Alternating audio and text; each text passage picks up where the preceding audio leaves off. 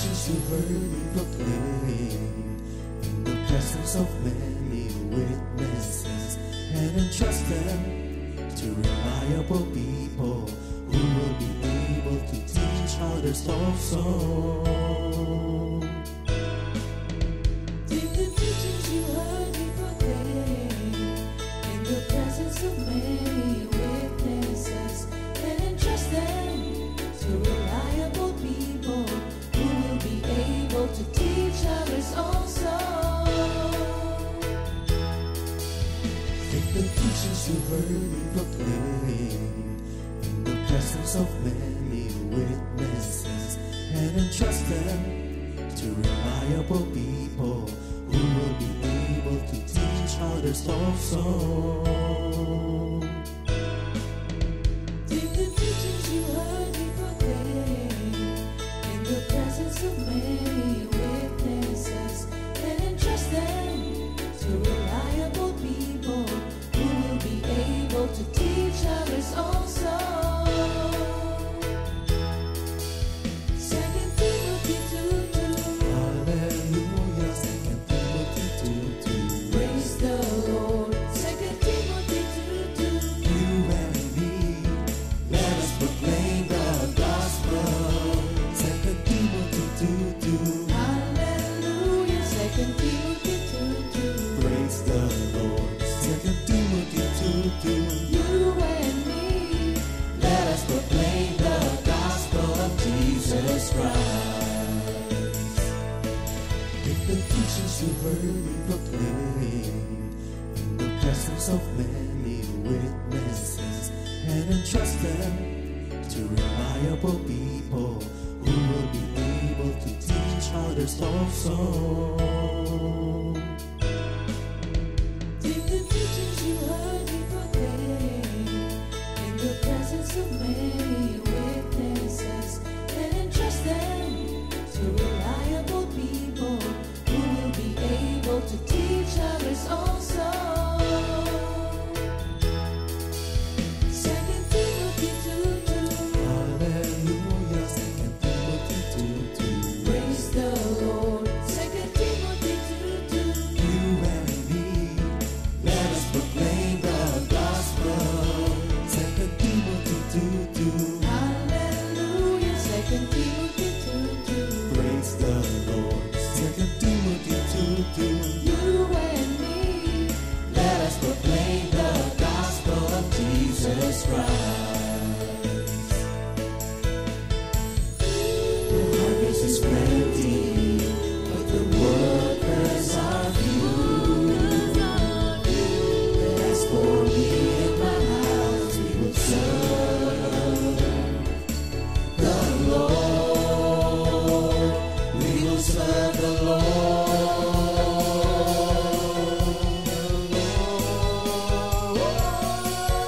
2 Timothy 2:2.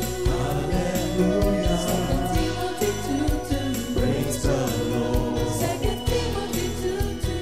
You and me, let us proclaim the gospel. 2 Timothy 2:2. Hallelujah. 2 Timothy 2:2.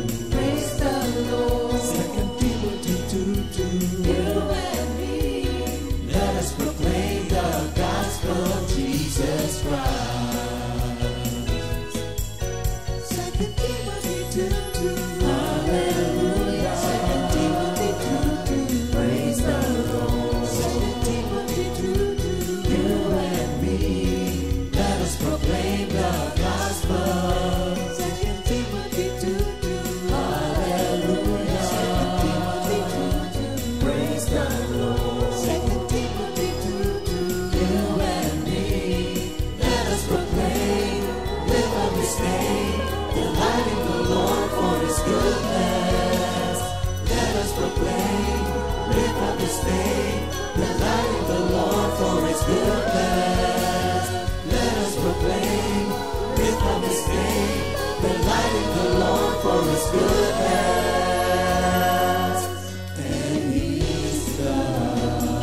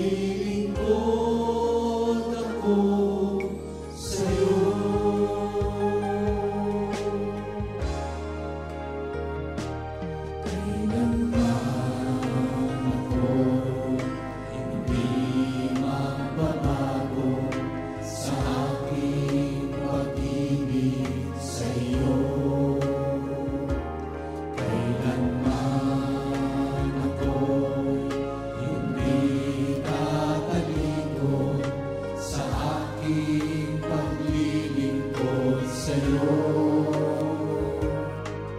Ang buhay kong ito ay alay ko sa'yo. Ano man ang mangyari sa magulong mundong ito, kailanman ako'y hindi magbabago sa aking pag-ibig sa'yo. Kailanman ako'y hindi tatalikod sa aking paglilingkod sa'yo, Panginoon.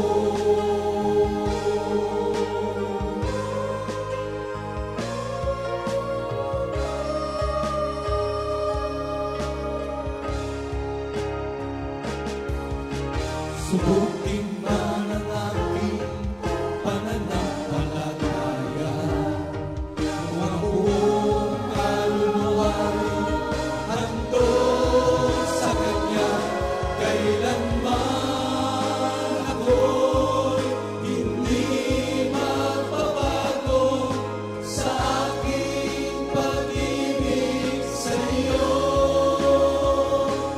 Kailanman ako'y hindi tatalikod sa aking paglilingkod sa iyo, Panginoon.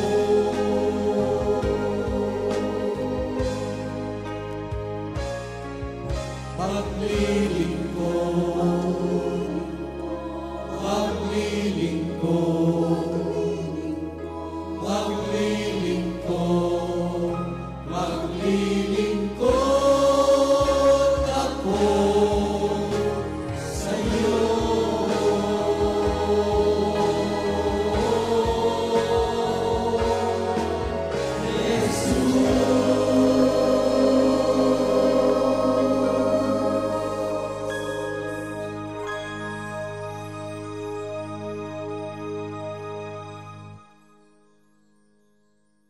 Good morning, Jesus!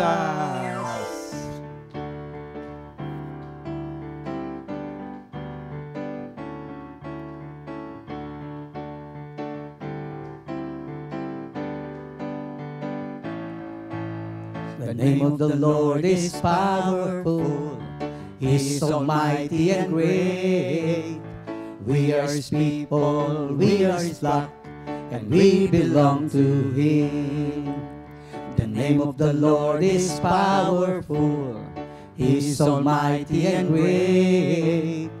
We are His people, we are His flock, and we belong to Him. King of kings, Lord of lords, the Prince of peace. King of kings, Lord of lords, Almighty God is He. King of kings, Lord of lords, the Prince of peace. King of kings, Lord of lords, Almighty God is He. Good morning, Jesus! Magandang Morning, umaga po Jesus! sa ating lahat at mali isang mainit na pagbati and welcome po sa lahat ng patuloy na naging tapat sa pakikinig, panonood at sa Ministeryo ng Awit ng Pag-ibig ay patuloy na kabahagi namin tuwing Sabado. At sa umagang ito, ang kasama ko naman ay si Minister Elmer at ang anak na siya, si Brother Lucas. Okay. Bago tayo magsimula, tawagin natin si Minister Elmer para sa isang opening prayer. Mr. Praise Elmer? the Lord. Tayo po manalangin sa Panginoon. Hallelujah. Thank you, Jesus. Thank you, Lord. Lord, muli salamat po sa umagang ito, muli po sa malayang oras, Panginoon, na muli kaming narito, Panginoon, sa awit ng pag-ibig, Panginoon, to share, Panginoon, sa mga kabutihan mo. Nawa, Lord, sa aming pagbabahagi, may your name be glorified. Pangunahan niyo po yung Panginoon sa aming ngayong pagbabahagi, Panginoon, ng iyong kabutihan sa aming buhay. Salamat po. This we pray in Jesus' name. Amen. Amen, amen. Ayan. Thank you, Minister Elmer. At sa umagang ito ay kasama natin si Minister Elmer at ang kanyang anak na si Brother Lucas. At this is going to be another interesting and exciting conversation dahil again, ang pag-uusapan natin ay tungkol sa relationship din nila and at the same time, dreams and aspirations siyempre ng ating kapatid na si Brother Lucas. Pero ang unang-una ay babati muna si Minister Elmer sa buong barangay ba o kanino ba? So, Minister Elmer, bati ka muna. Yan, muli magandang umaga po sa ating lahat, sa lahat ng mga kasama namin ngayong umaga, mga taga North, East, West, South. Siyempre, binabati ko yung aming mga mahal sa buhay, ang mami ko, na nasa Cavite, si Lester Elaine, si Kuya na nasa San Fabian, Pangasinan ngayon, Sister Elisa na nasa LA, at yung aking iba mga kamag-anak pa dyan, pamangkin. Salamat sa Panginoon na yung bang tayong lahat ay laging ginagather ng Panginoon, di po ba? Para sama-sama tayo na magpasalamat, magpuri, makinig sa ating Panginoon. Thank At you. ngayon nga, kaming magtatay, ang nakasalang, ang magbabahagi, siyempre ng mga bagay na ginawa ng Panginoon, kabutihan ng Panginoon sa amin, hindi lang sa amin, sa aming buong pamilya. Thank you, Lord. Kaya, salamat sa Diyos, salamat sa Diyos. Ayan. So, tawagan naman natin si Lucas. Sinabi mo ba sa buong eskwelahan na... Sige, Brother Lucas, ikaw naman. Ayan po, good morning po sa mga nanonood ngayong umaga po. Binabati ko po yung mga... Ulitin ko lang din po yung sinabi ni Daddy, yung mga kamag-anak po namin dyan. Sa both sides po, sa mga taga-Antipolo, Cavite, Quezon City. Ayun po. Ayan. Magandang umaga po. Actually, ang NOCUM ay malaking angkan, no? Napakarami nyo. Pag nakikita ko kayo nagre-reunion, isang resort na hawak ninyo, no? So, medyo malaki-laking angkan ang mga Marami nang NOCUM, pamilya eh. Oo. Okay. Minister Arnold tuloy na. Minister, bakit ba laging favorite ko yung Minister Arnold? Minister Elmer, ilan ang anak mo, bale? Bali, Sino-sino sila pati? 3 lalaki yan. Oo. Ang panganay ko si Brother JB, 23 years old na siya, fourth year college. Pangalawa, ito si Lucas, third year high school, grade 9 sa Parañaque Science, 15 years old. At yung buso ko ay makulit, kilala niyo siya. May humabol no? Pandemic baby yun, Minister Ernest. Ilang taon na siya? Luis ay 3 years old, going 4. Kaya 3 lalaki. Okay. So, buhay na buhay yung apelyido ni Minister Elmer. Minister Elmer, can you describe more or less, kasi siyempre kayo nagpalaki kay Brother Lucas. How is he as a kid? Ako may idea kasi kung ano siya nung bata siya, no? Pero as a father, how would you describe Brother Lucas? Actually, to si Lucas, special na pagkakapanganak dito eh. Dahil? Kasi nga, nung time na, kasi ang ating mapupuna, di ba, yung age gap nila, ang laki. From JB is 23, tas 15 Saka pa lang siya nasundan. So ilang years ang agwat nila. So si JB, nagtataka nga siya noon namin niya. Kasi kita niya yung mga classmate niya, kaibigan niya, may mga kapatid. So minsan nagtanong sa amin yung bata pa si JB, nagtanong sa amin siya, ba't wala siyang kapatid? So sabi namin, mag-pray ka kay Lord na bigyan ka ng kapatid. At si Lucas nga. Kaya nga pagka minsan nagkakaasara itong dalawa, sabi ko kay JB, pinag-pray mo yan. Hiningi mo yan, kumbaga. Yan ang sagot sa prayer mo, magkaroon ka ng kapatid. Okay. So, ano masasabi mo kay Brother Lucas? What makes him different from the panganay? Kasi siya ang gitna, no? Actually, blessed to mga batang to eh. Kasi, kung kumpara yung aking childhood, malayong-malayo, Minister Ernie. In what sense? Diba, paano? Hindi man talaga kami na-involve sa Panginoon, na yung family namin noon, nung lalo mga bata pa kami. Unlike sila, lumaki na sa ministry. Oo. Pero nung maliit siya, anong uniqueness na makakita mong, anong kaibahan niya doon sa kanyang panganay? Sa Glory iyong to panganay? God, si Lucas, nung bata to, nung kaya itara niya si Luis ng 3 years old, advanced to advanced. Marunong Paano na siyang mag-recite ng song, magsulat, advanced siya, advanced yung kanyang learn na mabilis siyang matuto. So, sabi nga natin sa mga ganyang bata, bibo.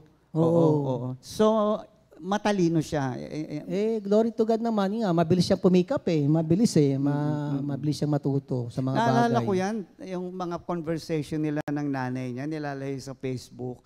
Namamangha kami dun sa mga tanong, sa mga sagot niya. Sabi nga namin, ibang bata ito paglaki, no? So nakita namin yung promise niya na bilang isang bata na merong itong gift na at nare-recognize niyo naman yung bilang bilang mga magulang. So paano niyo ni-nurture yung pagiging gifted niya? Paano niyo siya tinulungan? Dahil nga sa school to, anong elementary pa lang talagang nag-excel sa school si Lucas Bata pa lang, achiever na to Ang dami nga niya medal Paano niyo siya tinulungan para ma-nurture yung kanyang in-involve namin siya sa mga activities sa school, lalo nung siya naging member ng Drum and Lyre. Anong tawag sa group? Drum and Drum and Lyre group ba? Tapos nung na-involve siya doon, noong una parang laro-laro lang, pero nung dumating yung time na tumagal na siya doon, siya na naging lead lyrist sa school. Siya tawag doon, anong tawag doon sa instrument? Lyre. Lyre. Ang tawag ko kasi doon, xylophone.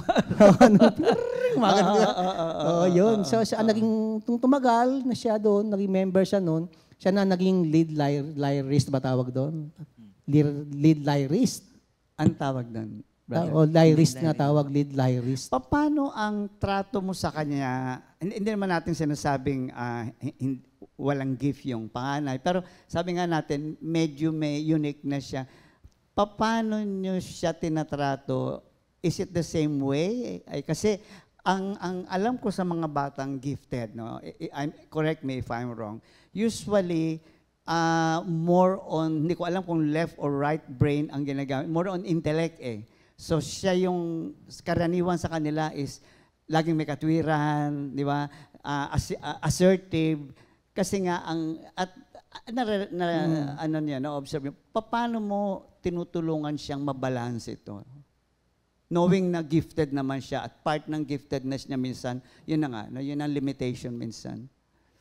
Yung normal din siyang pag-treat namin sa dalawa, lalo kay JB rin, ganoon din.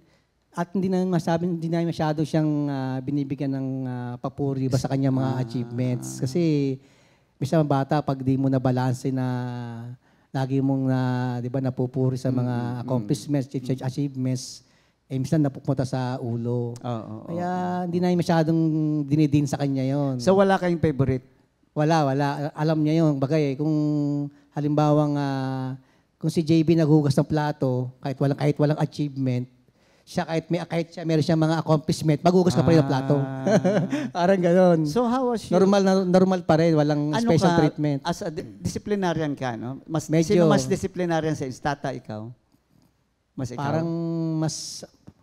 Parang mas ako, parang gano'n. Okay.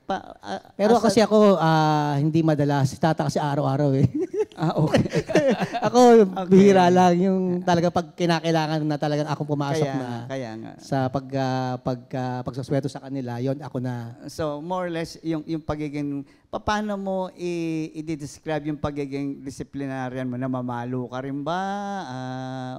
Yun nga, talagang yun isa ko rin sa pinagpe-pray sa Panginoon. Kahit maaari kasi ayoko talagang silang paluin. Okay. Kung kaya silang kuhanin sa pangaral, sa salita. Pero siyempre, dumarating yung time, mga bata to, minsan meron ding kakulitan, katigasan ng ulo. Natural naman sa mga bata. Minsan kinakailangan mo rin gamitan talaga ng ng magiging mahigpit at minsan talagang, nakaranas sila talaga sila ng sweto sa akin, Yung ng bang palo. dalawa, maliit pa yung isa eh. Yung si panganay nakatikim din ng palo. Oo, oo. Kahit naman si Luis din pag Sa pagka bagay, sumasobra no? na. Sa bagay, Oo. habang bata, dapat Oo. umpisahan Lahat na. naman eh, sila, no? alam naman nila yon na pagka hindi pa pwede. Kaya nga minsan kasi sabi, ay wag mo munang anuhin, wala pang alam yan. Pero hindi Hindi, totoo yun eh. hindi ganun Mas eh. maliit ang bata, mas magandang masuweto Yes, na. Kasi oo. akala ng bata, pag hindi dinisiplina, tama yung ginagawa niya. No? So, minsan nga, ako ganun din, parang tayong kontrabida sa pamilya minsan na hindi naman maintindihan agad, lalo na ito, bata din na sa ganyang edad, na parang, bakit ganun, bakit ganito? But eventually, tayo naintindihan na natin na dumating tayo. Salamat na lang, dinisiplina tayo. Pero kung hanggat maaari, yung transition nga nila, kasi siyempre mga bibinata na sila, di ba siyempre pag bata, okay lang, parang okay mong palu-paluin, ganyan. Mga binataan to mga to, hanggat maaari, ayoko talaga silang paluin. Hindi naman napapalo yung laki. Oo, kasi nga malalaki na eh. Okay. Yun. Usually, in my case, siguro, sa tatanong din kita, nung mga 13, 14 years old na sila PJ, sila Chito, binarkada ko na. Kasi hindi mo na pwedeng paluin, hindi mo na pwedeng pandilatan, alam mo yun, hindi pwedeng kurutin. So, dumating sa point na, ayun lang nga, siguro mga 13, 14, binarkada ko na, naging magbarkada. Ikaw, paano ba ganun din naman. Paano relationship niyo Ganun din naman, mag-ama natutuwa ngayon? nga ako dahil nga dati, nung madalas pa kaming mag-Sunday dito ng basketball, si JB, nakakalaro ko na ng basketball Okay. Ito, si Lucas, iba ang kanyang sports iba, hindi siya sa basketball. More on More of intellectual yan kasi. Minsan, hilig niyang mag badminton, gano'n. Pero si JB, yung panganay ko, yun, ilang beses ko siya nakakasama sa mga game. Okay. Talagang, gano'n, parang magkabarkada rin, ganyan. Siguro kasi naman siya samahan ko minsan sa mga gusto niya na activity para malaman ko rin kung ano yung hilig niya. Ganon, samahan ko sa mga gusto rin nila. Bilang ama, in one word,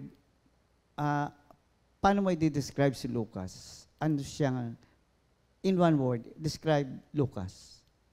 Sino siya sa pananaw ng tatay niyang si brother? Bilang anak? O paano ba? Bilang anak ba? O... No, bilang anak, yes. Sa isang tatay. One word. It doesn't have to be talent. It may be magandang quality niya. Pwede siyang describe sa isang kanta nung Apo Hiking. Sabi ng kanta nung Apo Hiking.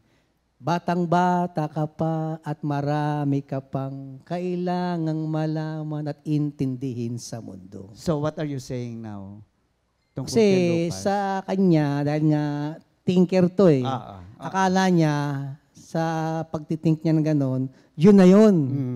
15 years old pa lang, yung kanyang thinking nakala niya, yun na yun, siyempre tayo matatanda na tayo, napagdaan natin yung gusto niya mangyari sana, doon kami medyo nag-ano sa kanya. Teka muna, hindi. Paano mo binabalanse yun? Yun, sinasabihan namin siya na knock-knock, hindi ganyan. Hindi ganun yun. Akala mo, sa isip mo ganyan. Hindi yun. Iba yun. Ganun agad. Totoo yan. Usually, hindi lang yan sa kaso ni Brother Lucas. It's usually the case of gifted children. Normal yon. Normal in a sense na yun ang aasahan mo sa isang gifted na bata. Kasi nga, most of the time, intellectual pinagagana nila. No? Sa kanila, ito yung tama kasi 1 + 1 = 2. Ang buhay, hindi 1 + 1 = 2. Pero hindi pa kayang abutin. Kaya nga tinatanong ko sa inyo, paano nyo siya tinutulungang, sa iba kasi sabihin, ay, ba't ka ganito? Kayo, paano nyo binabalanse yun ito? nga lang ang medyo aming nagiging laging discussions nito ni Lucas. Kapag meron siyang gustong i-insist na akala niya, yun na yun, standard yun, tama yun sa kanyang... Pero siyempre, tayong mga magulang, alam natin kung mapapabuti, okay yung kanyang niisip, tama, alam natin yun Kaya, yun, kapag ganun nga, hindi namin talaga inaalaw. Talagang sinasabi namin sa kanya, anak, di ganyan yan. Iba yan, iba. Yan ang maganda, no? We see the bigger picture. Hindi lang yun na, ba't matigas ang ulo? Hindi, nakikita mo kung saan nanggagaling siya. You understand? Tinitignan kung saan ka nanggagaling. Kaya nga, sabi natin na, okay, because of your gift, minsan yung gift yun ang limitation, no? Yun ang dahilan kaya hindi makita, no? So, tanong naman natin ngayon si Brother Lucas. Sino si Brother Lucas? Hello po. Hindi na kailangan yung vital statistics. Sino si Brother Lucas? Describe Brother Lucas to us. Pakilala ka sa amin. Siguro po, ako po yung tipo ng tao na parang ginagawa ko po yung mga gusto kong gawin sa buhay, pero ayun po, alam ko naman po yung mga limitation ko. Kung minsan po sumosobra na ako, minsan po. So alam mo rin yun, admit mo rin. Opo. Okay. So how do you handle yourself pagdating sa gano'n na pag alam mong, teka, sobra na yata Pag ito? ganun pong situations yung mga nangyayari, syempre po nagpe-pray po ako kay Lord. Tapos ang ginagawa ko po talaga is naghahanap ng verse. Kasi lumaki po ako na naghahanap po talaga ng verse pag may nangyayari para po ma-describe yung situation, yung feelings ko po. Kasi alam ko pong si Lord lang din yung makakaintindi pag mga ganun po yung nangyayari. No, ang ganda kasi kita rin niya yung limitation niya. No? Ina-admit niya na, nakakatuwa yung sinabi niya sa kanya nanggaling na, teka, sobra ako. And this is the effect of someone who grew up in an environment na naroon ng salita ng Diyos. Excuse me. So, bilang isang lumaki, siguro doon ko umpisahan, paano ka nahubog ng pagiging isang anak ng isang pastor or even beyond that, sino si Brother Lucas na lumaki sa isang environment? You grew up in the church, practically, literally you grew up in the church. Sa ministry. Sino si Lucas because of that? Siguro po masasabi ko pong meron po talaga akong love para kay Lord. Kasi po, growing up po dito, lahat po ng tao dito, may sinasabi sa akin na yung kung gaano po kaganda yung love ni Lord sa atin, sa mga tao po.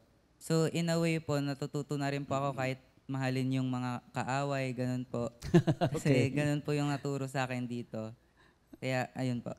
Okay. So, sa iyong kabataan, no, sa iyong paglaki, ano isang bagay na masasabi mong napakahalagang lesson na natutunan mo nung ikaw ay lumalaki or even right now?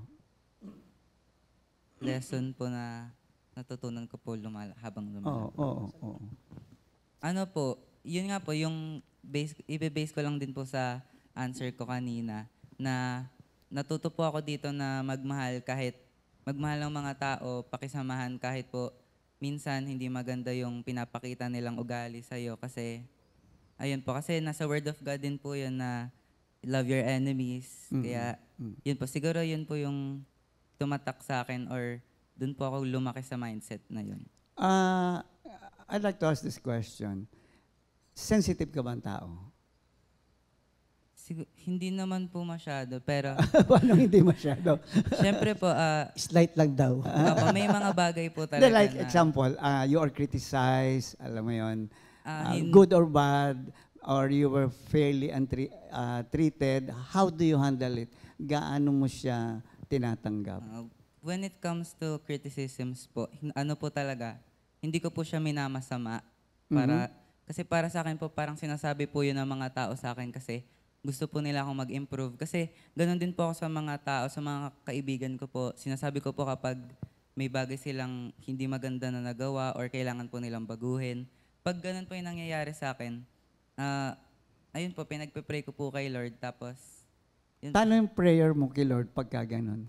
How do you pray to the Lord about it? nagpe-pray po ako kung may something po na gustong parang napagsabihan po ako sa ugali ko. Pagpe-pray ko po kay Lord na mabago, mas mapalapit po ako sa Kanya, mas ma-improve po yung self ko para sa Kanya at para sa mga tao po.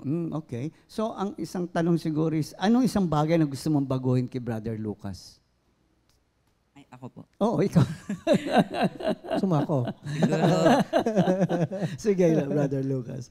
Kung merong isang bagay na gustong baguhin si Brother Lucas sa buhay niya, ano yung gusto niyang baguhin? Siguro po yung pagiging, hindi naman po masyadong ano siya, pero Ano nga? ang gusto ko lang po mabago is yung pagiging, ano ko po, gusto ko po maging mas outgoing na tao, lalo na po sa community dito sa church. Kasi parang pagdating po dito sa church, tas marami na pong tao, parang nahihiya po ako, nananahimik po ako. Pero deep inside, parang gusto ko po mag-ingay, gusto ko po makilala yung mga tao. But Kaya how about outside? Let's say sa school, are you the same? sa school naman po, maingay po ako sa So merong difference. Opo. So dito mas reserved ka, pero sa school more of open ka, something Opo. like that. So what makes the difference? Why are you not so open when you are in the church? Anong pagkakaiba? Is it because of some fear? Di ko rin po alam. Okay. Siguro gusto natin tignan is, let's consider, by the way, 15 years old lang siya. Okay, sa madaling salita, he's still going through a lot of transition. At huwag kang ma-discourage yun. Natural yun. Lahat tayo, tatay mo, ako, lahat tayo dumaan dyan. No? So it's just a matter of looking at it in a way that you would grow.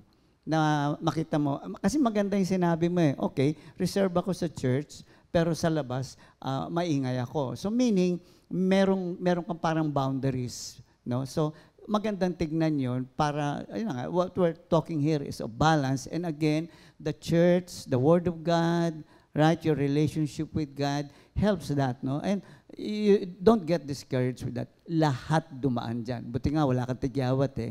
Yung iba dumaan sa ganyan, nagkaroon ng anxiety, tinigyawat and everything. Now, dahil doon, siguro isang tanong natin, what is your greatest fear? Greatest fear po. Oo.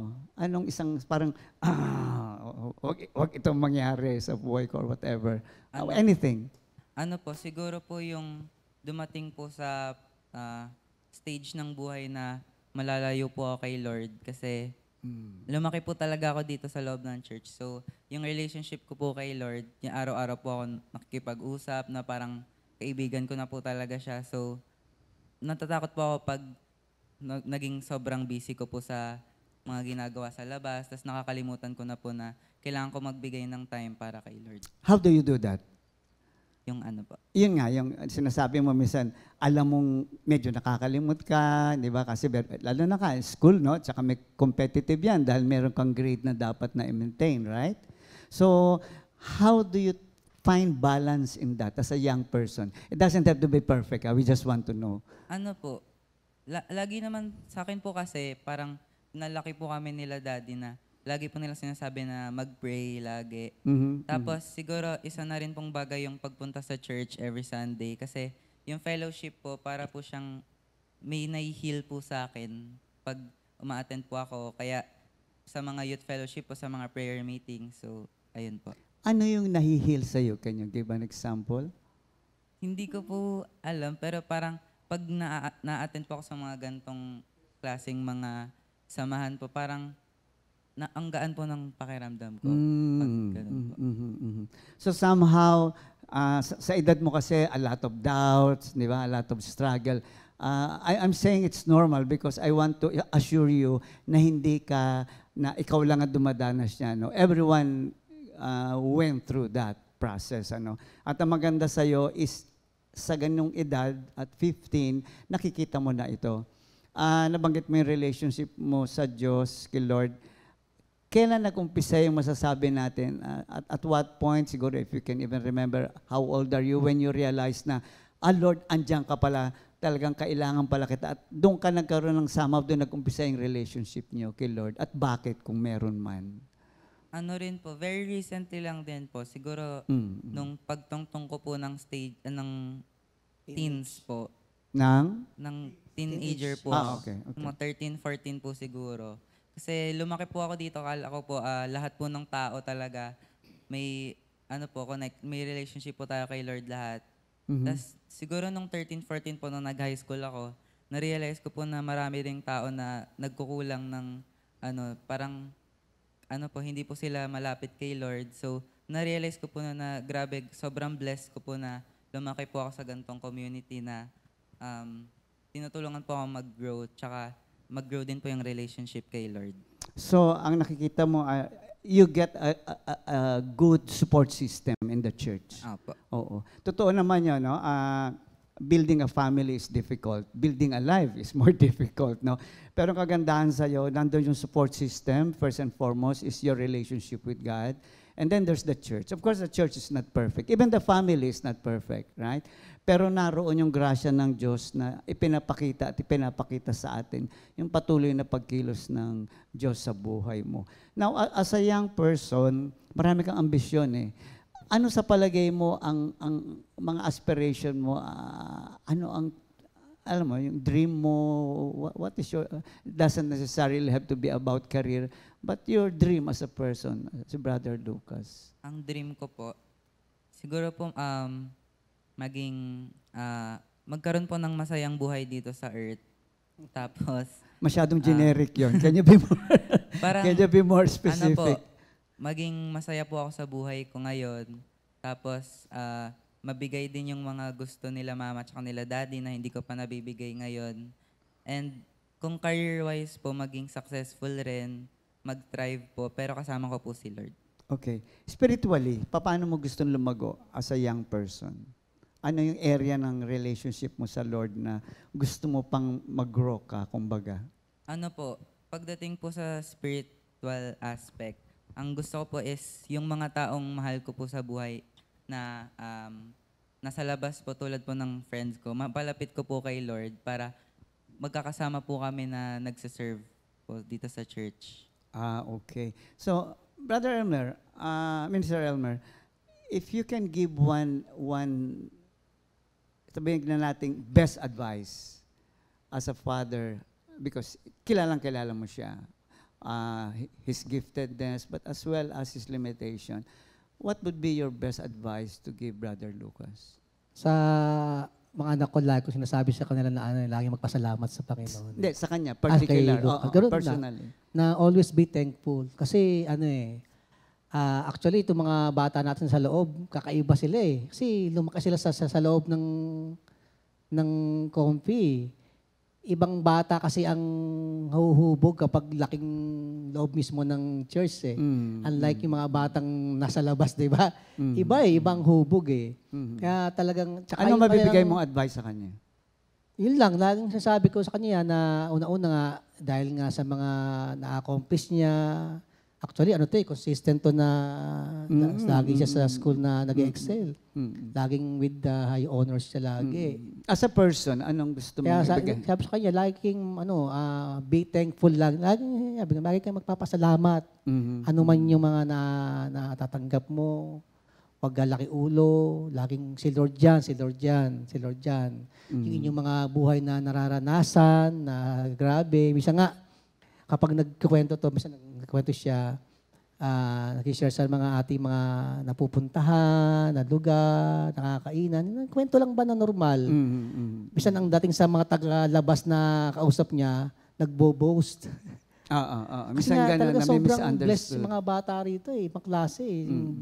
Kanilang biyaya sa Panginoon. Kaya lagi sinasabi sa kanila, lagi kayo magpasalamat sa Panginoon. Yes. Kasi galing kay Lord lahat yan. Always be thankful. Yun lang lagi sinasabi sa kanila na mahubog sila ang laging matutong magpasalamat. Siguro yun ang one of the best advice any father or any parent for that matter na pwedeng ibigay sa bata na sa lahat ng pagkakataon, sabi nga sa John 3:27, walang bagay na ating hawak na hindi galing sa Panginoon. Kay Lord lahat eh.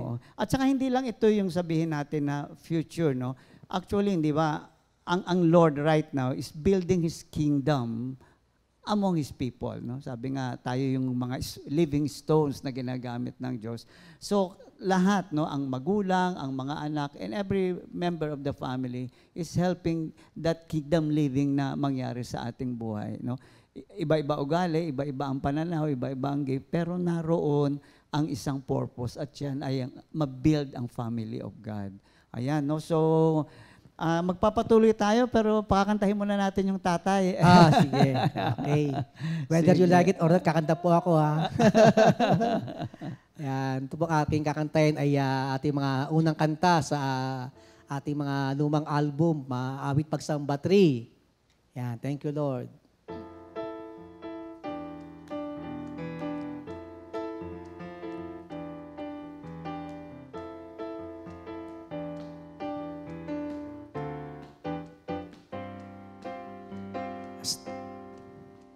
As long as I live, I will praise you. As long as I hear your voice, I will worship you.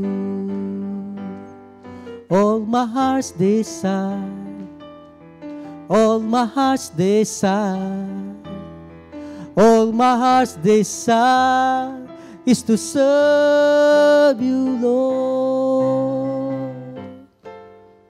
As long as I live, I will praise you. As long as I hear your voice, I will worship you. All my heart's desire, all my heart's desire, all my heart's desire is to serve you, Lord. I will lift my hands in praise. I will raise my voice in praise. I will lift my heart to you, my Lord. I will lift my hands in praise. I will raise my voice in praise. I will lift my heart to you, my Lord. I will lift my heart to you, my Lord. I will lift my heart to you, my Lord. Thank you, Lord. Thank you, Lord. Thank you, Minister Elmer. At break muna tayo. Let's Yan. greet those people celebrating their birthday today, Yan. March 29, 2025. Happy birthday to Brother Robert Perez. Sister Mary Ann Sebastian, and Brother Mando Concha. Happy anniversary to Brother Noel and Sister Maribeth Lopez. Happy birthday and happy anniversary. Happy Enjoy your birthday. Thank you, day.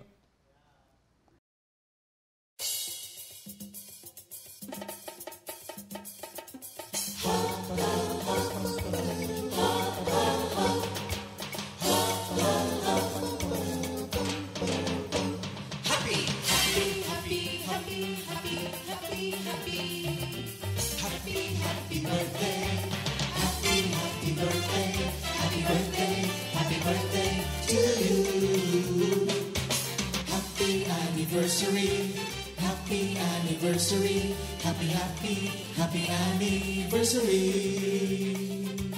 Happy anniversary! May the good Lord bless you, may the Lord's light shine upon you.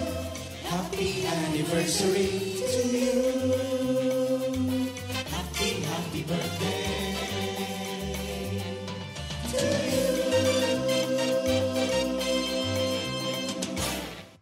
Happy birthday and happy Happy anniversary. Ayan. Yung ating kausap ngayon ay may unique quality, no, or characteristic, no. Siya ay, sabihin na natin talagang saludo kami sa matalino ko eh. Okay. Sa pagiging matalino, how do you see your uniqueness sa plano ng Diyos? Siguro masyadong mabigat yun. Parang alam mong matalino ka. Now, how do you see your role as a Christian na may gift ng katalinuhan upang yung purpose ng Diyos sa buhay mo ay maganap? Habang nag-isip si Brother Lucas, no? Naka-off ka yata. Ayan, yan. Habang nag-isip si Brother Lucas, Manis Ernie, meron mo tayong mahalagang announcement. Meron pa tayong nasa Bukas, mahalaga to. Oo, March 30. Yan, 2 alas PM. 2 ng hapon. Okay. Meron po tayong CSM Quarterly Fellowship. Yan, saan? Dito po sa ating center sa Yes. Parañaque. So support po natin yung ating mga youth, mga kapatid sa bawat area para po sila ay makapunta dito sa ating Compi Center. Minister Elmer, bukas na yan. Bukas na yan. Yan, salamat sa Panginoon. Wala na bang ibang announcement? Yun na lang, ano? Oo, yan. Ayan, Bukas, so, mahalaga yan. CSM Fellowship. Medyo nagkaroon ng posi, Para makapag-isip eh. Ikaw, yung ano sa palagay mo ang iyong yung vision mo as somebody who has been gifted such na you have a good mataas ang IQ mo, paano mo siya gagamitin to advance the kingdom of God, to give glory to God? Ayun po, siguro po, para sa akin po, kasi di ko naman po ko-consider yung sarili ko na sobrang talino talaga. Parang, ano lang po talaga, binigyan lang po ako ni Lord ng enough na knowledge para matuto po ako sa buhay. Kasi hiram lang din naman po to kay Lord. So, pero dun po sa tanong niyo po, siguro yung sa akin po, gagamitin ko po yung boses, yung boses ko po na sabihin sa ibang tao, sa mga tao po na hindi malapit kay Lord na alikay dito na mas maganda yung buhay pag nandito tayo kay Lord. Parang ganun po. So more or less what you're saying is hindi lang yung pagkamatalino mo. Although pagka ikaw kasi matalino, influencer ka eh. Right? In a sense, you are an influencer kasi mataas ang tingin sa'yo ng tao eh. Di ba? Sabi mo nga, maraming medalya. So lagi kang nasa stage, di ba? So sa madaling salita, whether you are aware of it or not, because of your giftedness, nakaka-impluensya ka ng tao. At sinasabi mo, yung ganong influence mo sa tao ay gagamitin mo parang platform para ay hikayatin sila papunta sa Diyos. Maganda yan, ano? Kasi hindi niya sinabing, para ho naman gamitin ko ito, para umasenso ko, hindi ba? Para, Isang nakakatuwa sa mga batang to, Minister Ernie, no? At napansin ko sa lahat ng bata sa atin sa center, kasi lumaki yan ng mga yan, nakagisan na lang yung mga tatay nila, mga magulang nila, walang ginawa kundi mag-share ng gospel. Kaya nakatanim sa puso talaga ng mga batang to yun, na parang yun alam nila, yun ang buhay ng mga tatay nila at yun ang naging buhay nila rito kasi nagsipaglakihan yan. Kaya kung mapasin mo talaga sa mga bata rito, yun talaga ang kanilang heart lagi. Talagang maibahagi, maishare ang Panginoon. Kasi yun ang kanilang kinalakihan. Kumbaga, doon sila lumaki. Sa ganung namulat sila na sa pangangaral. Pangangaral talaga. Laging pangangaral ng mabuting balita na, yun nga kasi ito mga to, maliliit pa ito mga to, kasama ko na kung saan-saan na outreaches na na-assign ako eh. Kamukha nung si Luis din, ganun din. Sa kanyang late na yan, marami na napuntahang probinsya yan. Nag-outreach na yan, di ba? Napunta ng Pangasinan, ng Baguio, ng La Union, sa murang edad. So sila ganun din, maliliit sila eh. Kaya talaga nakakatuwa nga sila, nasa puso talaga eh. Nasa puso ng mga bata na Naitanim na. sobrang kumbaga. blessed talaga mga bata na lumaki talaga sa gawain sa Panginoon.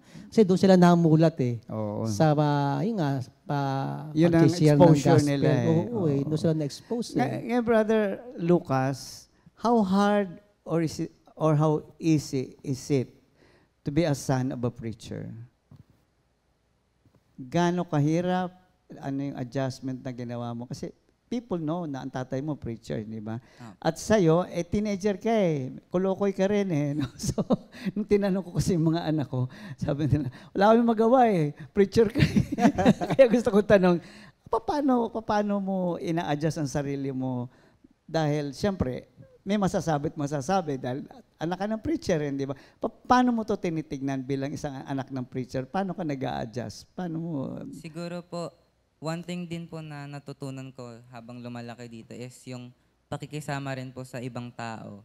Lalo na po kapag, yun po, kunwari po, hindi po sila masyadong, parang yung worldly po talaga sila. Paano mo siya ina-address? Parang, minsan po, pag parang sinasabi po sa akin ni Lord na, kasi po, meron pa akong app dito na parang nagsisend po siya ng Bible verses. Verses din every po. day. Opo. Pag nagugustuhan ko po yung verse, or parang tumatak po siya sa akin, ang ginagawa ko po is sinesend ko sa mga kaibigan ko, or parang sinasabi ko po, uy, ang ganda nung verse ngayon sa app na to. Ganun po. So nakakapag-share ka ng Word of God sa kanila? Opo. Ano ang life verse mo? Do you have a life verse? Hindi ko po siya kabisado, pero Sige lang. Jeremiah 31 verse 33 po. What does it tell you? I have loved you with an everlasting love. 31, Verse 33. 33. 31, 33, ito. Sige, basahin mo. Ay, mali pala. Ha? Hindi bale. Basta yung pinaka-ano lang, Basta Jeremiah po substance. siya. Sige lang. Ano po, sinasabi po doon na si Lord po, bago pa tayo gawin, binigyan niya na po talaga tayo ng everlasting love, minahal niya na po talaga tayo, and ginawa niya rin po tayo para magmahal din ng ibang tao. Ano dating sa'yo nito personally? Ganun, para sa akin po, si Lord po ang purpose niya sa atin is to love others, to spread His gospel, and yun po parang nakakais po kasi alam po natin na may nagmamahal po talaga sa atin. And tayo rin po may kakayahan na magmahal ng ibang tao. Saan ang struggle mo doon sa word na yan? Do you have any struggle on that? Saan particularly doon sa verse na yan na medyo nagkakaroon ka ng struggle? Siguro po sa pagmamahal ng ibang tao. Can you Kasi, describe kasi minsan po, may mga tao po talagang mahirap pakisamahan. Kahit though alam naman po natin paano po sila kaibiganin, paano yung approach. Pero meron po talagang mga tao na mahirap kausapin, mahirap suyuin. So, parang nagkakaroon po ng, parang masakit po yun kasi, ayun, pinagpe-pray ko po kay Lord yung mga ganong klaseng tao kasi na mapalapit po sa Kanya kasi ang hirap po pakisama ng ganong tao. So, paano mo ito nire-resolve doon sa mga taong ito? Kasi you're a young person, you know the Word of God. Sayot sa gusto mo makikita mo uli sila, right? Lalo na kung nasa school, right? Have you experienced being bullied? No. Hindi naman. So, hindi mga bully ito. So, paano mo sila pinakikisamahan as a Christian young man? Anong ginagawa mo? Anong tinuturo ni Lord sa iyo pag may mga ganong difficult people? How do you handle it? Pag ganun po, dinediretso ko na lang din po Okay. sila. Like what? Kasi parang tumatak po talaga sa isip ko nga yung, parang kanina lang po, yung pag may nagkikriticize sa'yo, tinetake ko po siya as parang advice na pampa-improve ng sarili. So, ganun din po yung binabalik ko sa ibang tao na, constructive criticism po na, ganito dapat baguhin mo para, kasi kung pagpapatuloy mo yan, mas ma-harm lang yung self mo and hindi ka mag-grow. Paano kung negative criticism? How do you take it? Saan po? Sa buhay mo, hindi siya positive criticism. Ah, Negative ang okay. criticism sa iyo, meaning hindi maganda, hindi totoo kumbaga. So how do you handle it? Ano po, minsan ko lang naman po na-receive yung mga ganyan, pero pag nagkakaroon po ng ganyang mga words na nasasabi sa akin, hindi ko po, binabaliwala ko lang po, parang hindi ko po minamind ng sobra, hindi ko po ino-overthink masyado kasi hindi naman po sila, wala po sila sa lugar para magsabi ng mga ganong klaseng bagay sa akin kasi di naman po talaga nila ako kilala. Kasi mostly po yung mga ganong tao, mga nagsasabing ganong tao po, hindi po talaga nila ako masyadong kilala. So yung word mo kasi is to love others. So have you tried loving these people? Opo, pero yun nga po, sabi ko rin kanina, medyo mahirap lang, kaya pinagpe-pray rin kay Lord. Pero tinatry ko po yung best ko na pakitaan sila ng empathy and ipag-pray kay Lord. How do you show empathy to them? Pagiging mabait lang po sa kanila or pag kailangan po nila ng tulong, lagi po ako nandyan, tapos nag-a-advise. Okay. So, sa isang kagaya mo, sa young person, what is your greatest frustration? Frustration po. Ano yung frustration mo sa buhay mo na na-experience mo dati na talagang medyo nag-struggle ka doon? Ano po, frustration po nung siguro nung 6 months po na nagpangasinan sila daddy kasi Okay. naiwan po kami ni Kuya JB dito lang. Okay. Kaya ayan, nahirapan po kami mag-adjust. In what sense? Kasi po dati po, pag ganun po kalayo yung mga outreach, si daddy lang po talaga pumupunta, tapos hindi sumasama si mama para mabantayan po kami. Tapos parang first time ko lang po yung naranasan na 6 months walang magulang. I mean, yung mga tao naman po dito, nag-act po sila as magulang namin. Pero syempre iba pa rin po pag yung totoong magulang yung kasama sa bahay. Pero mahirap po nun kasi nung grade 8 po ako, marami pong ginagawa sa school. Kasi syempre lagi pong tambakan doon. So nahirapan po ako mag-adjust na i-balance yung bahay po sa school. Kasi syempre, kami lang po dalawa ni Kuya kumikilo. Syempre, nag-aaway pa minsan sa mga chores, ganun po. Okay. So, eventually, naka-adjust kayo. Opo. So, pwede kayong iwanan ulit ng 6 na buwan. Karaos din. Another 6 months pa.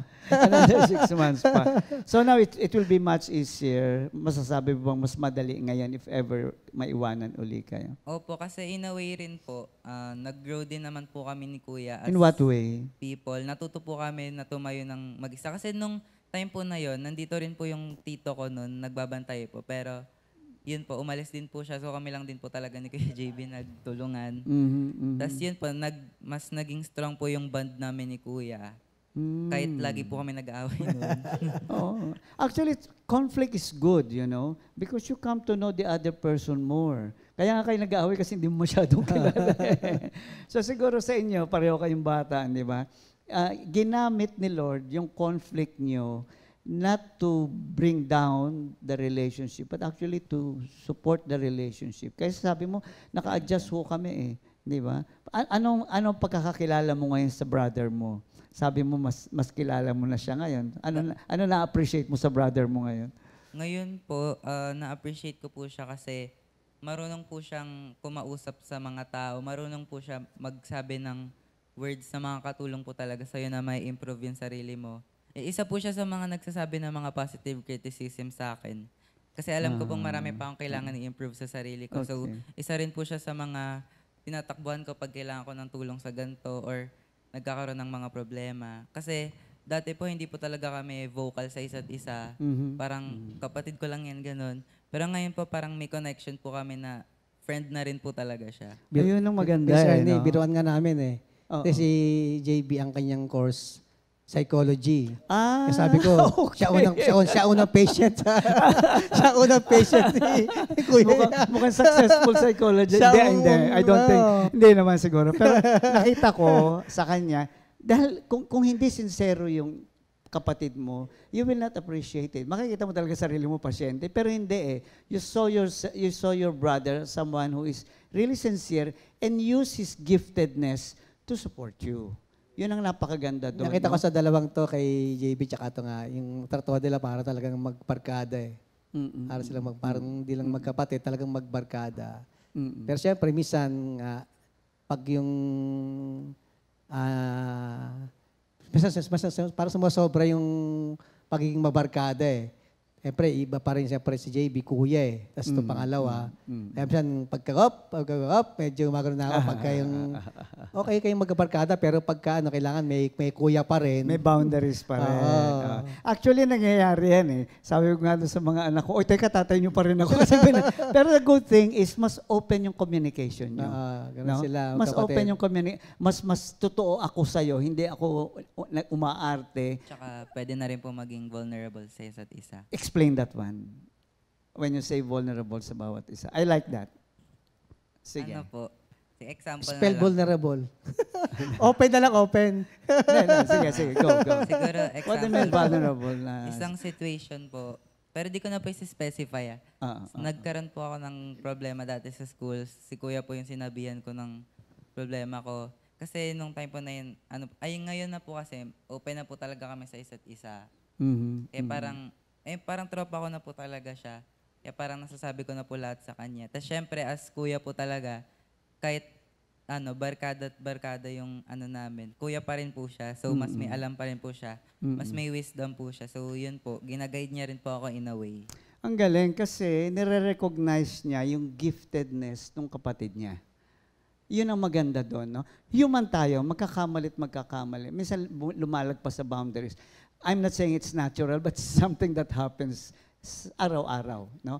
But the thing is, yung mahalaga dito ay nakita mo unang-una yung kanyang gift, in-acknowledge mo, na-recognize mo, at in a sense, ino-honor mo ngayon.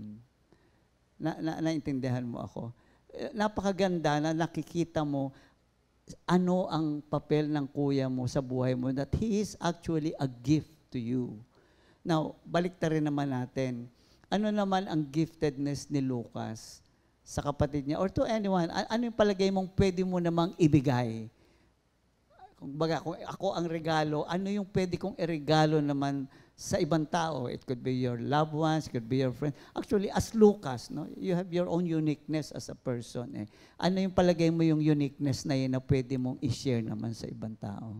Ito po, hindi ko po naman siya masasabi na totally na Oh, it's okay, ano it's po okay. talaga. You're Kasi nasa still stage young. pa lang po ako ng Yes. discovery ng sarili. Yes, Kasi yes. adolescence po. Correct. Pero isa pong bagay is, parang kay Kuya JB lang din po, yung words of wisdom. Lalo na sa mga friends ko po kasi marami pa akong friends sa school. Kasi nga, nahihirapan po talaga sila sa setup. Kasi po di po sila lumaki sa ganong parang sistema. Kasi mahirap po talaga. So parang ang ginagawa ko po, nag-a-advise po ako sa kanila. Tapos sila rin naman po nag-a-advise sa akin. Parang in a way po nagtutulungan din po kami na mahila yung isa't isa pataas. Yes, thank you. Alam mo, balik tayo, ang ganda ng sinabi niya eh, no? Bata pa kasi kaya. She said, vulnerable kami sa bawat isa. So what you're saying is, sabi mo nga kanina, sinasabi ko na lahat. So sinasabi mo yung weakness mo sa kanya in that sense. Opo. Sinasabi mo yung mali na hindi ka natatakot sabihin, Kuya, mali ako dito, tulungan mo ako. No? And that builds the relationship, by the way. No? Vulnerability is so important in any relationship. Kasi kung lagi kang may guard, lagi kang may wall, people will never know you, and you will never know other people kasi may guard, Oo. may wall. Actually, Inalis mo yun Miss Ernie, dumaan yung dalawa na yan sa ganun eh. Kaya nga. nung Yun ang kagandahan. One time na nasermon ng dalawa na sabi ko, parang hindi kayo magkapatid ah. Well, in a sense, Kasi it's also dumaan good. sila, meron silang kanya-kanyang mga May wall boundaries. kasi. Oo. Oo. Pero Totoo. nawala na ngayon. At least Oo. dahan-dahan ang nawawala yun. Oo. At yun ang, well, for me, anak ko si Lucas, sasaluduhan kita. You know, at an early age, nakita mo na yan. Yung ibang tao, matanda na hindi pa nakita yan. Okay? Yun ang kagandahan ng isang taong, first and foremost, is vulnerable ka sa Diyos. Wala kang itinago sa Diyos. At dahil doon dumadating ka sa point na siguro unang-una sa mga mahal mo sa buhay, dahil mahal mo sila at assured ka ng pagmamahal nila, hindi ka natatakot sabihin na ito ako. Ito yung kakulangan ko. Sasabihin ko pa rin sa iyo kasi alam kong assured ako ng pagmamahal mo sa akin. It's the same case with the Lord, right? Na you're open to the Lord. How open are you to the Lord? Para sa akin po, 100% na siguro. Okay, generic yun. Be more specific. Ano po, siguro. Bakit ka assured na mahal ka ng Diyos? Yun. Bakit ka siguradong mahal ka ng Diyos? Can you Kasi- give a specific example or perspective? What? Yun, ibabase ko lang din po sa sagot ko kanina. Lumaki rin po ako dito na alam ko po na si Lord, nagmamahal po, minamahal niya po talaga tayo. So, tsaka lumaki rin po ako na alam ko po na alam niya lahat ng bagay. Kasi siya po yung creator natin. So, iba rin po siya magmahal sa atin mas mahal niya pa po tayo kaysa sa gaano kamahal natin yung sarili Okay. natin. Those are all teachings, but I want you to be more specific. Anong isang sitwasyon sa buhay mo na nangyari, if you can share it, na sigurado ka, ay talagang mahal pala ako ng Diyos? Siguro i-relate ko na lang din po ulit sa school. Kasi Okay. may times po talaga na sobrang nahihirapan po ako. Tapos, wala po akong masabihan na family or friends. Ano pa po to? Dati pa po to. Tapos yun, na-realize ko po na yung pagpe-pray po kay Lord talaga nakakatulong po siya. Nag-pray po ako kay Lord nun, tapos parang unti-unti po siyang gumaan. Kasi nung time po na hindi po siya instantly na gumaan agad. Pero unti-unti pong gumaan yung pakiramdam ko, naging mas masiyahin pa po ako. Kasi nung time po na yan, sa sobrang hirap na hirap ko po, nakakalimutan ko na po yung pakikisama sa ibang tao. Kaya nung time po na yun, parang tinulungan po talaga ako ni Lord na ibalik yung dating ako. Parang ganun po. Paano ka tinulungan ng Lord? May situation ba na masasabi mo, thank you Lord, ibinalak mo ako because nangyari itong sitwasyon na ito? Siguro po, ano po siya, lagi po kasing, sinabi ko po kanina, di ba, pag nasa church po ako, parang gumagaan pakiramdam ko Okay. nun. So yun po, parang lagi po nun nagkakaroon po ng prayer meeting, lagi po akong lumalabas na dito. So, doon ko po na-feel na parang grabe po talaga yung love ni Lord sa atin. Tas idagdag pa po natin yung mga teachings sa GMJ na naririnig ko kapag umaga, pag nanonood po sila daddy. Yung naririnig ko po yung mga sinasabi, parang tumatatak po sa isip ko, tas nasa buhay ko rin po. You know what you're trying to say is this. You have that sense of belongingness. Alam mo yun, na kasama ako sa isang pamilya ng Diyos, na secure ako dito sa pamilyang ito no matter what. Yan ang sinasabi na magaang yung pakiramdam ko. Kasi alam mong meron kang isang kalipunan na mga tao na mananampalataya na sumusuporta sa iyo at ang Diyos ang kumikilos sa ganitong sitwasyon. So, isang bagay na mahalaga sa isang mananampalataya, yung sense of belongingness. Hindi lang yung basta nagsimba ka, di ba? Nung araw, ganun lang, di ba? Basta nagsimba ka, uwi ka na, di ba? Siguro yan ang kagandahan din ng maliit na church, kagaya ng Comfy, no? Na magkakakilala tayo. So there's that feeling of, kilala ako nito, mahal ako nito, tutulungan, you know, that feeling na kasama ako. At yun ay it's a building block. It's a building block especially for young people. Mahalaga yun. And thank you, Lord, meron ka nun na nakita mo yun. No? Kasi marami pang dadaanan kang frustration, maraming disappointments as part of growing up. So, don't take it against God or anyone else. You've got to go through that journey. Pero ang maganda sa'yo, yung foundation nandoon eh. No? Andun yung foundation. Kaya nga nakaka-amaze yung mga ini-interview ko dito na mga anak ng mga minister. They're not perfect. Pero may pundasyon sila na ano pa man ang mangyari, tiyak sila sa isang bagay eh. Yung relasyon nila sa Diyos. Di ba? So, Brother Lucas, looking forward to the future, how do you see Brother Lucas, sabihin natin, 5 or 10 years from now? 5 or 10 years from Yes. now. Bahala ka na. Gusto mong habaan bago mo. What is yung future? Siguro po, in the future po, ang goal ko po is mag-grow po ako kasama si Lord, spiritual aspect po muna. Sige. Mag-grow po kasama si Lord, mas maging matibay po yung relationship namin and mapalapit ko po yung mga taong mahal ko sa buhay na nasa labas na umattend dito. And magkaroon din po sila ng matibay na relationship kay Lord. Though, yung mga kaibigan ko naman po, mayroon naman na po talaga silang Mga church. Opo. Pero gusto ko pa rin po magkakasama dito. Okay. That's a good desire. At least gusto mo talagang makabahagi sila. How about your family members? With your dad, with your mom?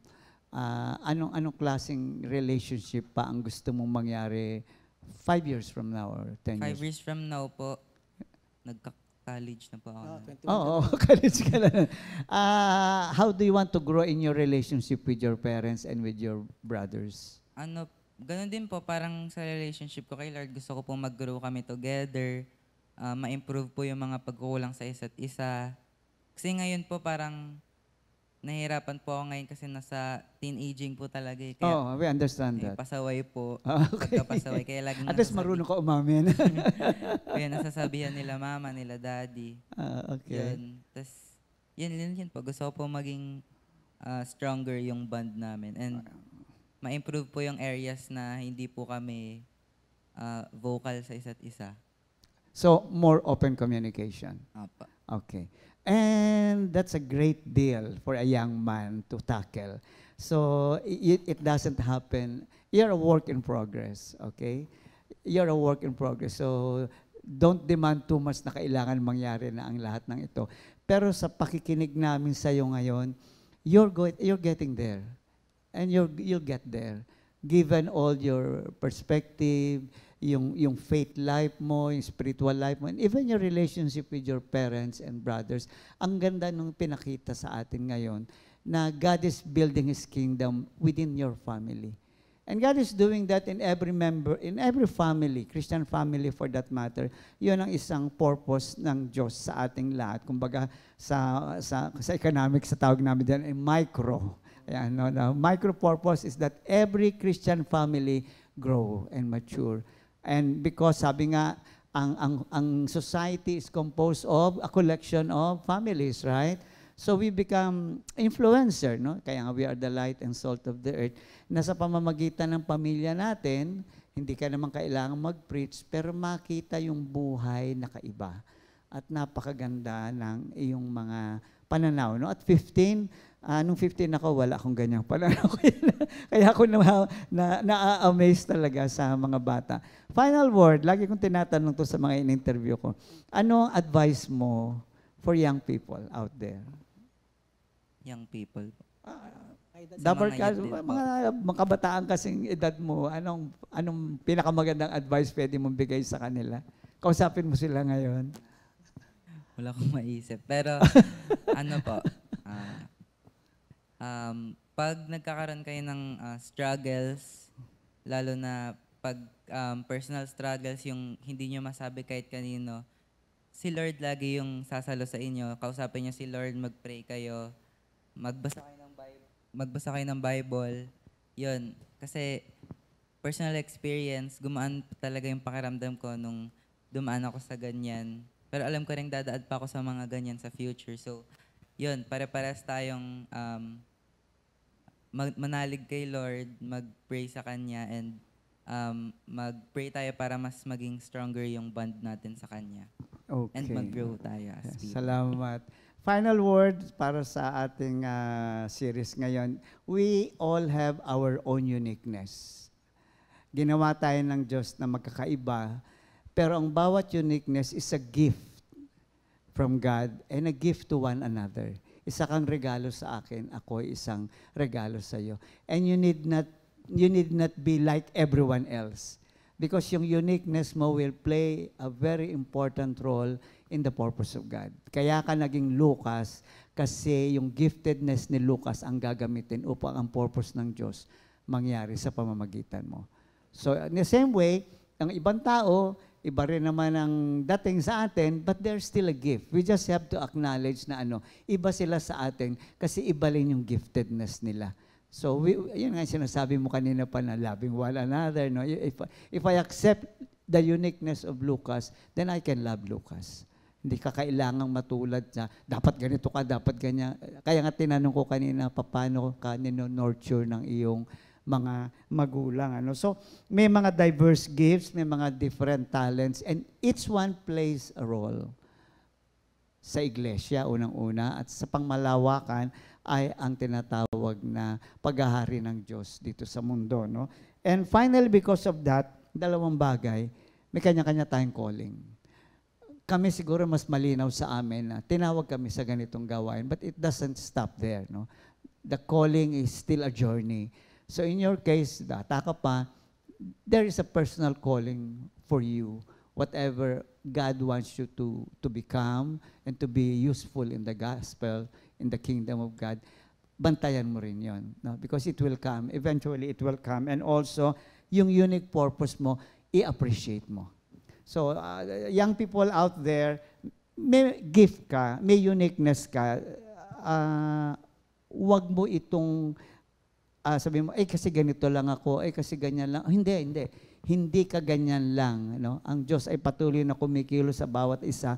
At kung ma-acknowledge lang natin lagi ang Diyos, na kagayang sinasabi mo, sa buhay mo, makikita mo kung anong uri ng pagkaregalo ka sa bawat isang tao. Di ba sa Psalm 139, di ba, nasa sinapupunan pa lang ako ng nanay ko, ay naroroon na ang Diyos. So God has been an active player even while we are still inside the womb. And if that is the case, definitely God is seriously, continuously working in our lives right now. No? So there you go, my brothers and sisters, a young man at 15 who has this kind of perspective. And thank you, Lord, na may mga magulang na patuloy na inaalagaan ang spiritual life nila, even their emotional life. And at the same time, we have the church na patuloy na, in the same way, God will not quit on us. God, we will never quit on anyone. We continue to help one another to grow. Ayan. So, sa sandaling ito, pakakantahin na natin si Brother Lucas sa kanyang awitin.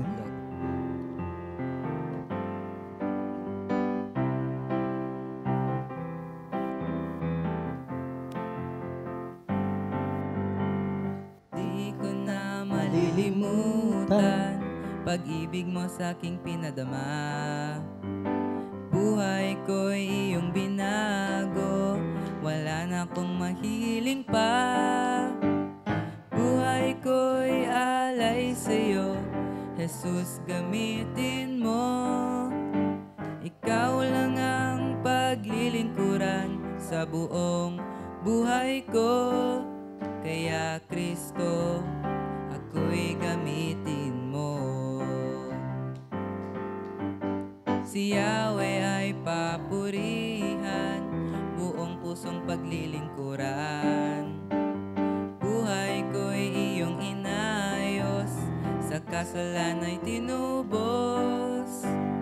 Buhay ko'y alay sa'yo, Jesus, gamitin mo. Ikaw lang ang paglilingkuran sa buong buhay ko. Kaya Kristo, ako'y gamitin mo. Saan pa pupunta, sa'yo lang liligaya. O Jesus, pupurihin kita, dahil sa'yo makulay ang buhay ko. Dahil sa'yo, kontento ang buhay ko. Dahil sa'yo, payapa ang buhay ko.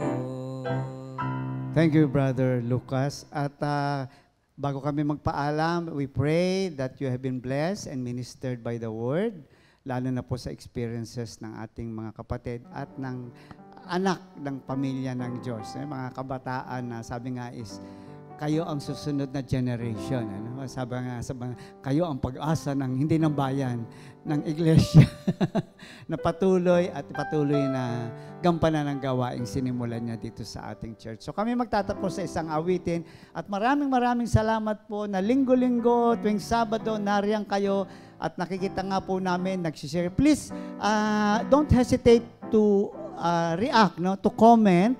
At para malaman din namin po kung ano po ba ang mga feedback, paano ho ba kayo na-bless, paano ho ba nakatulong ang tuwing Sabadong serye ng Awit ng Pag-ibig. We really appreciate if we can hear from you pagkatapos po ng ganitong gawain natin. So, we're waiting for those reaction, mga kapatid. And finally, we'll have this song, Si Kristo Lamang Ang Ating Kaligtasan.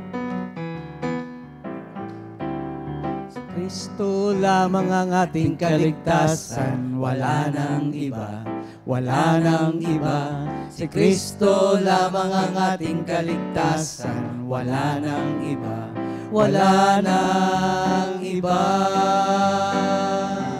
Siya ang daan at ang katotohanan, siya ang buhay at ang tanging pintuan.